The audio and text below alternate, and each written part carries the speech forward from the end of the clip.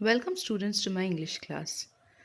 Today, we are going to recapitulate our chapter from MCB Raja Ravi Varma. So, let's recapitulate in short.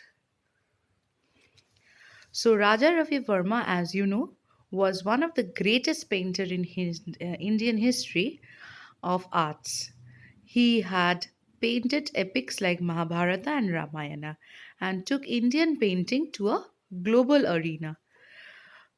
So he was the first Indian artist who had mixed Indian art with contemporary European style. He was born on 29th of April in Kilimanur, a village near Tiruvananthapuram. His family was a very scholar family, his mother being a poet and writer, and his father being an learned scholar of Sanskrit and Ayurveda.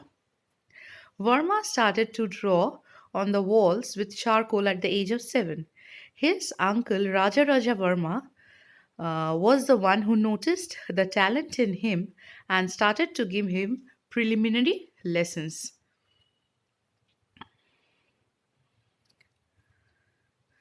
Then what happens? He was taken under the custody of by the Maharaja of Travancore, and there he was. He started to his talent was nurtured by Ayyalam Thirunal, who took special interest in grooming of the young prodigy. Thirunal also exposed him to the famous paintings of Indian masters.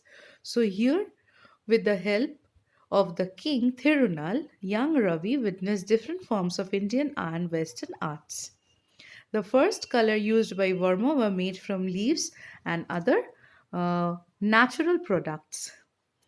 In those days, many people knew that the technique of oil painting, but he wanted to learn, but there was no teacher to teach him. Thus, after Naikar refused to teach this art form, he did not leave hope. He started to learn this art from the student of Naikar, Arumugham Pillai. Then he started to work with a Dutch painter and he adapted Indian subject with a Dutch theme. Then in 1866, at the age of 18, Varma was married to 12 years old Bhagirathi Bai. Then in 1870, Varma made a trip to the foot of Mubika in a temple of Kannada. There he sold his first painting, and that was a turning point in his career when he decided to choose painting as his profession. So he won many prizes after that. His famous art was of a painting of a Tamil lady playing the Sarabat. This painting was presented to the Prince of Wales, who would go on to become King Edward VII during Prince's visit to Madras. And then another exhibition, Shakuntala's love letter to Dushwanta, created a huge stir because of its innovative approach and beautiful rendition. In fact, there was so much talk about that Lord Buckingham, then governor, said he would buy the painting after the exhibition. So he had many achievements done. After that, those portraits become bulk and overall work established him as the most successful painter of his time. Then people he started to draw scenes from Mahabharata and Ramayana. His mythological drawing included Damayanti Hamsa Samvad, Jatayu Vadnam, Vasant Sena, Rama Panchavanthan, and Arjuna and Subhadra. These were many of his paintings, but he never limited his art to the only rich people. So he started to print out calendars and other such things, paintings of the goddess and all idols like this. And he went into the homes of every poor person, even. So he did not want to limit his art only to the high society, but wanted to reach even to the lower strata of the society. So he was one of the painter who had dominated by the Victorian imagery in the presence of Indian image from reverent epics like Ramayana and Mahabharata, and he was a powerful reminder of the glorious Indian heritage. Today, painters, even from this 21st century, it draws inspiration from this prolific painter. Varma thus played a major role in visualizing a national past when the idea of India was in doubt. So, children, this was the more or less recapitulation of the chapter. This chapter deals about Raja Ravi Verma, the famous painter, and his achievements and his learning everything.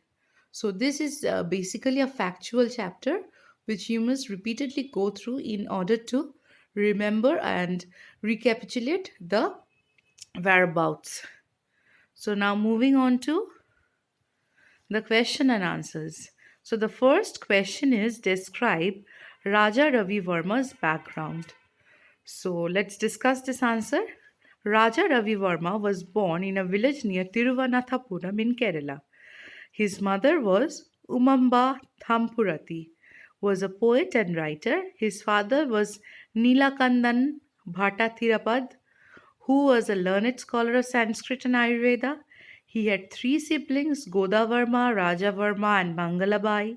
He came from a family of scholars, painters, and artists. They were closely related to the royal family of Travancore. So, this is the answer for question number one, describes Rajaravi Verma's background. Second question deals with why did Naikar refuse to teach Verma the art of oil painting? How did Verma learn the art? So here moving on to with the answer, Naikar refused to teach Varma the art of oil painting because he had understood his talent and looked at him as his potential competitor. So that he does not surpass his efforts, that is why he did not teach Raja Ravi Varma. One of Naikar's students, Arumugam Pillai, taught Varma against Naikar's wishes. He also learned oil painting watching a Dutch painter, Theodore Jansen. Moving on to the third question. How many awards has Raja Ravi Verma won in his career as an artist?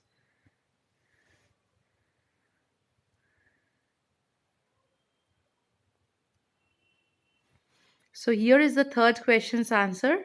In the Madras Fine Art Exhibition in 1873, Verma's work titled A Nair Lady at the Toilet, showing a pretty woman adorning her hair with garland of jasmine, was adjudged the best.